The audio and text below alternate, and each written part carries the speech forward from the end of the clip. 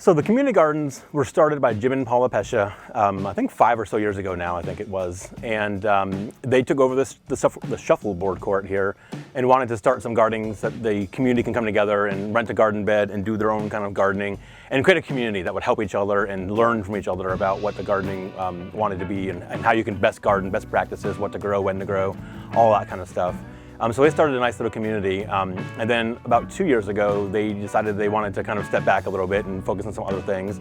So Deltona Strong stepped up and said we didn't want this project to go away from the city. We felt it had a value to the city, and we wanted to make sure that it just kind of continued on. And so as a nonprofit, we were able to take over running of the gardens, and we've done that for the last couple of years, of course, with the fun of 2020 and everything being weird that year. We didn't really do much. So starting this year, we've really gotten a big focus in the last 6 to 8 months on revamping the gardens, and we've rebuilt all of the beds, and we've started doing some painting of the beds to kind of give it some more color and splash. We've gotten some more people to come in and do some gardening, and we have a lot of plans coming up. So I know for the 25th and 26th this weekend in September, we're going to have a massive effort here to kind of do a final push of rebuilding the last few beds, doing some raised beds for the handicapped accessible beds, and then some just more cleanup stuff, you know, doing some more weeding and painting and cleaning up all the garden areas. We're also going to start a new fruiting tree garden outside of the fenced area so that the whole community can come and be part of that and enjoy that aspect and kind of work through that process. And then we have other plans to expand the beds. We want to do some hydroponic gardening at some point, and some other newfangled things. And we're also going to start trying to do a monthly learning series where you can come and learn about, for the next month, here's things you can grow, here's how to grow them, and then here's how to harvest them. So we want to start that kind of educational process as well in the fall if we can. I think especially in these times, something like community gardens is really important because it allows a family to take part in an activity that's very cohesive, right? It lets them do things together as a family, outside, away from screens. As a person who works in IT, my whole life is behind screens, but I recognize that that's not the healthiest place to be all the time. So it's very important for me in my life to find things that are not electronic to do. And I think something like the community gardens is a huge step in that direction because it allows families to come together, do all of that work. It lets us teach the children about gardening and about where your food can come from and about how to be self-sustaining if you want. There's a lot of opportunity there.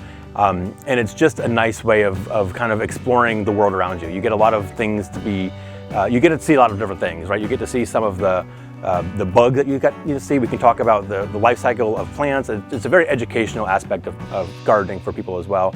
But I think mostly it's about the community. You know, it's just nice for the community to have something to do outside of our daily lives, get away from a TV, get away from a computer screen, get the kids away from their little 5-inch phones that they're always staring at, just to have something, you know, new and real to do to keep that grounding going.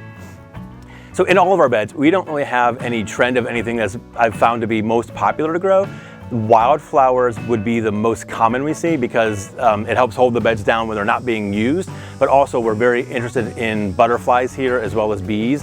So we try and grow things that help encourage bees and butterflies and pollinators. So we've got some sunflowers, we've got some wildflowers, that's a big popular thing. As far as edibles, I know that a lot of people like to grow the things that are fast and easy. So tomatoes are popular. Lettuces, I think, are also kind of popular. We've actually had some really interesting success with celery, which is a new thing because it takes kind of a lot to grow celery. But we've been able to grow some celery. We've been able to grow some potatoes, some sweet potatoes have been growing here. We've got okra, lots of herbs, those things of those nature. So we have a big whole salad here, if you will, of things that are able to grow, and different people come in to grow. I know, and I'm not going to know the name of the plant, but there is this big, beautiful plant that is huge, bushy, with lots of red budding things on it right behind us. And the person that's growing that actually has, they grow the flowers for that plant produce some kind of a beverage that they create for their family. So there's a lot of really interesting things here. Families are doing kind of historical things for their family. That's something that she brought that her family's been doing for a long time apparently. So she's using that, you know, that place to grow those plants for that special purpose. But there's a lot of different things you can grow here, and we don't really have any restrictions on what you can grow. Our only restrictions are around how you can grow. So we want to be only organic. We don't want fertilizers or chemicals involved in any of the growing process because we don't know what your chemicals might do to your neighbor's bed, that kind of stuff. So we just want to keep things as organic as possible when we grow here. But as for what you can grow, anything that can grow in Florida is fair game, and we see a lot of different variety of things being grown here. So my interest in this is completely non-gardening related. I am not a gardener. I can't grow anything. I keep trying, and it's just not for me. I have the hardest time growing anything. I actually did get a bed here. I grew some okra, and I personally didn't know how to harvest okra, so it kind of went to waste because I let it go too long. So it's a learning experience for all of us, but my interest really comes because I saw this project. I saw that it meant a lot to several people in the community, some seniors. It was something that I felt could be grown upon, pun intended, to give the community something to get behind and to have a place to go, an activity to do with family, a cross-generational activity that was going to be educational and be a way for people to kind of come together and do something, again, different outside of the electronic world, get back to nature, get back to that personal interaction that I think a lot of us might be missing in our lives, especially in the last couple of years. So my interest is more administrative personally. I want to make sure this program continues, so I'm working more behind the scenes to just ensure that there's a structure, there's a framework that allows this project to continue. And if we're lucky and hopefully get enough people to kind of take it up and be involved, we would love to see this expand throughout the city into other parks as well, so that it could be closer to other people's homes, because we have a big city. And so this being at Vann Park is a great location for what we're starting, but we are very interested in having this happen at other parks around the city so that more people can be involved in it as well.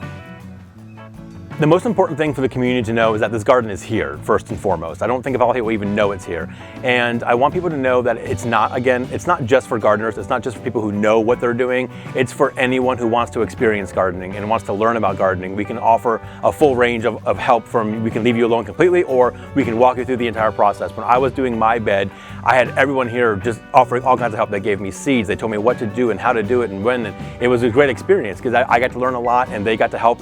And it's a very collaborative community experience that we want to have here.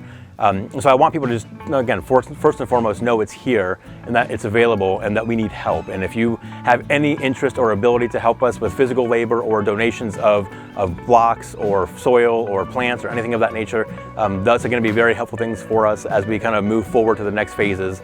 And then, of course, with our events coming up, we've got the 25th and 26th of September to do that final push for cleanup.